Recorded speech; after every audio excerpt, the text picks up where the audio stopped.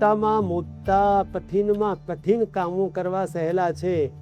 પૃથ્વી ઉપરથી ચંદ્ર ઉપર માણસ જઈ શકે, પણ એકાદું વ્યક્તિ આપણા કુટુંબ, પરિવાર, અડોશ પડોશ, આજુબાજુમાં, સ્ટાફમાં કે ક્યાંય આપણી ઓળખાણમાં વિચિત્ર સ્વભાવવાળું હોય કે જેના કારણે એના કુટુંબીજનો હેરાન થતા હોય, આપણે હેરાન થતા હોઈએ, કે જેના સ્વભાવની કંઈ દવા જ ન હોય, જેની ભૂલ બતાવવાથી જે ધુઆપુઆ લાલ પીળો થઈ જતો હતો, ચીડાઈ જતો હતો, ક્યારેય પોતાની ભૂલ નહોતો માનતો, બધી જગ્યાએ બસ હું જ ખરો એવું કરતો હતો.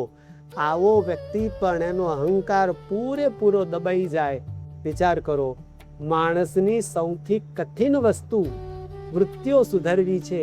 હજારો લાખો વ્યક્તિઓ મળીને પણ એક વ્યક્તિનો સ્વભાવ એની ઈચ્છા વિરુદ્ધ બદલી ન શકે, તેવું જેના વિશે શાસ્ત્રો કહે અને આપણને બધાને અનુભવ પણ હોય. અનેકો ઠોકરો ખાવા છતાં આવા માણસો ન સુધરતા હોય.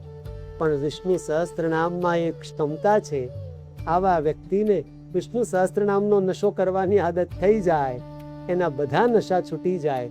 વિષ્ણુ સહસ્ત્રનામનો વ્યક્તિ અલગ જ નમ્રતા, અલગ અલગારી મસ્તીમાં હરિનામ સાથે પોતાના જીવનને સુધારી દે.